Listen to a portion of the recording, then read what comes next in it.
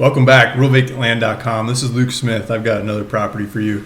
This one is in Kern County, California. It's 20 acres, and the little town in the background here is Valley Acres. So it's just below Valley Acres. And Valley Acres is north of Los Angeles. It's west of Bakersfield. So let's take a look at this property. I'm going into realvacantland.com, and we got Patricia Zach. Let me pull this up over my head here. Patricia Zach. Right here is the owner of the property, so she's the one that you call, contact, ask questions, and you're doing the deal with her. She's the one that's selling the property. It's all for sale by owner properties on the website. She's asking $49,000 for this property, and it's 20 acres, Kern County, California. I was just saying that. She's got actual pictures of the property. Let's take a look at the pictures. This is the picture I had in the background. This is Valley Acres. This is the town. Then the property is right here, right on the side of this town. So we go on. Keep looking at these pictures, and we can. The property is right over here. Can't point it out. Right over there. That corner is the property. That chunk of land there. So we've got a canal up behind my head in the background, and just big valley views looking out over the area. Here's a shot of the bushes in the area. This neighbor behind my head has a horse farm there. It looks like a lot of horses in the area, a lot of manufactured homes in the area, so I think you could pull in a manufactured home, set up and play with your animals and have fun. Lots of different barns and horse stalls, and there's power lines stretched through the area, so you can hook up power lines. It looks like there's a property over here where someone's living in an RV, so you might even be able to get away with RV living on these properties here too. There's roads. You drive right up to it. It's flat, wide open country that is it's an open palette to do what you want to do with it. You could bulldoze it, scrape it, plant grass, plant trees, plant whatever you want to plant there, or leave it with the plants that are already there. It'll probably look nice and green after the rains.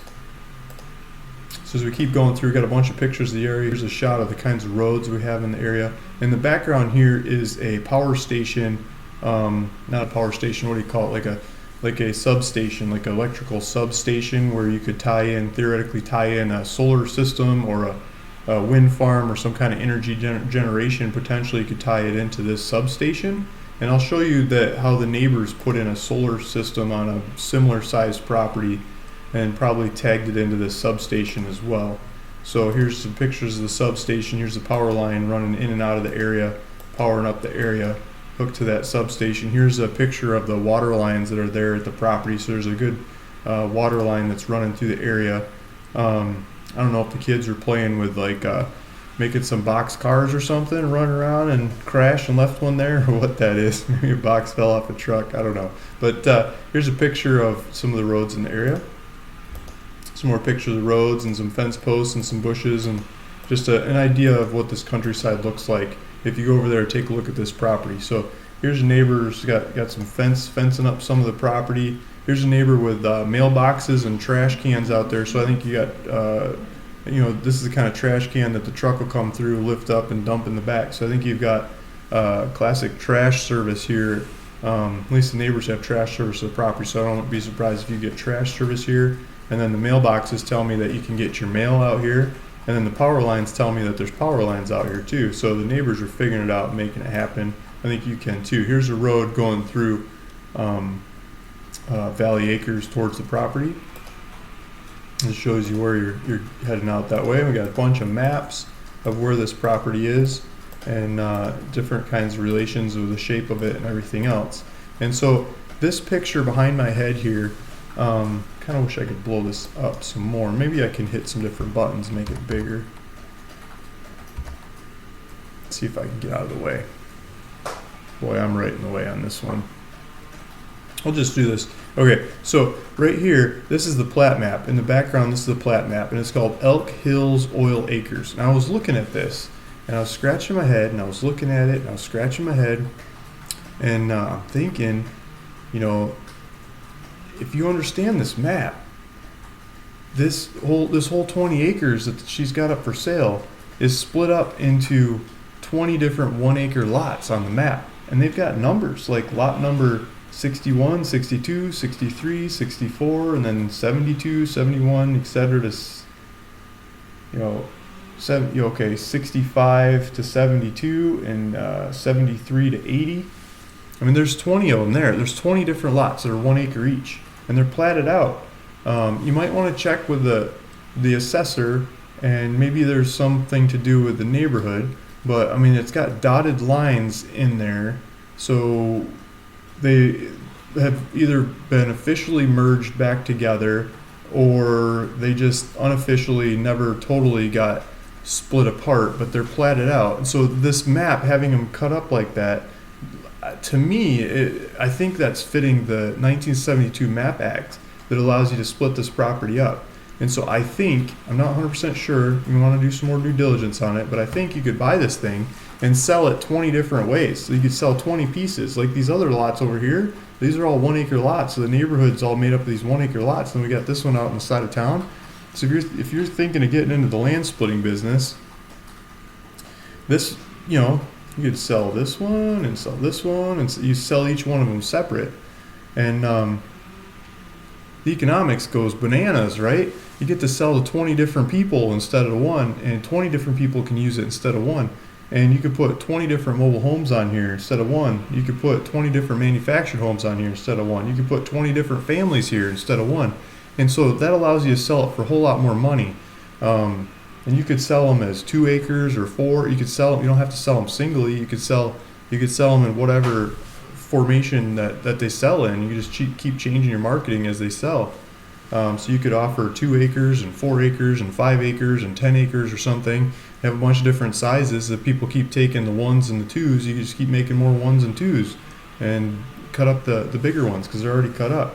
So I love those kinds of properties like this. To me, this is like buying a portfolio of 21 acre properties for the price.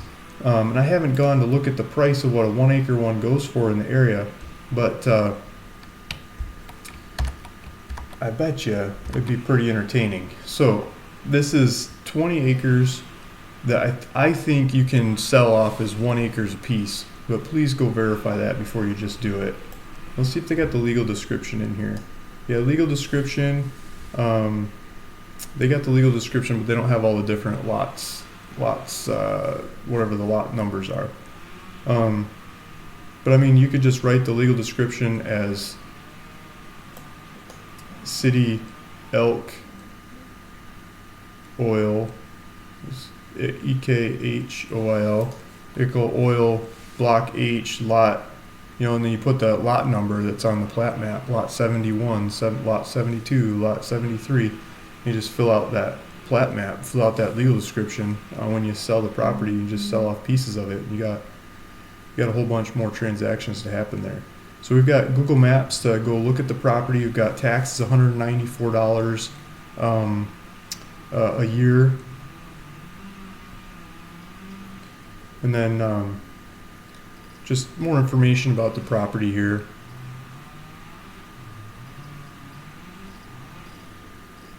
Lots of, the distance to all kinds of different places. And Patricia is asking that you text her, so she's got her texting number there. It says please text this number. So you could text her and ask her questions about the property. So let's open up the map on this thing. So if we zoom in here, the neighbor just one chunk over from here has they've got a solar farm, and the substation, it looks to me like the substation is right here. Like this property is closer to the substation than this property that has the solar farm on it. So they had to buy like some big fancy wires to get from here to there. Whereas if you built a solar farm on this property, the big fancy wires wouldn't have to be as long. I think you'd save some money. It's usually the closer you are to the substation, the more economic it is to build solar farms. Now it's 20 acres. A lot of the solar farm guys ask for bigger acres than that. But I mean, this neighbor over here with that relatively same size property put in a solar farm. And I mean, I don't know what their economics are or what the story is with this one, but maybe you could copy them and do the same thing over here. Maybe there's capacity on this substation to get it into the market and ship it off. Maybe power up this whole neighborhood, power up the whole valley, because there's power lines running around the area. There's another neighborhood over here to power up. So as we zoom out, you'll see Bakersfield over here. Let's do this. So here's Bakersfield, and This is a 5, Interstate 5 between the property and Bakersfield. If you go south down the 5, you get into Los Angeles. So this is just north of Los Angeles a little bit, just west of Bakersfield. This is 20 acres. Let's get out of there. So we've got, yeah, there you go. So 20 acres for $49,000 that I believe you could break up into 1 acre properties without doing much of any paperwork at all, and sell them as 1 acre properties, or sell them in groups of 2s, 4s, whatever size of that 20 acres that you wanted.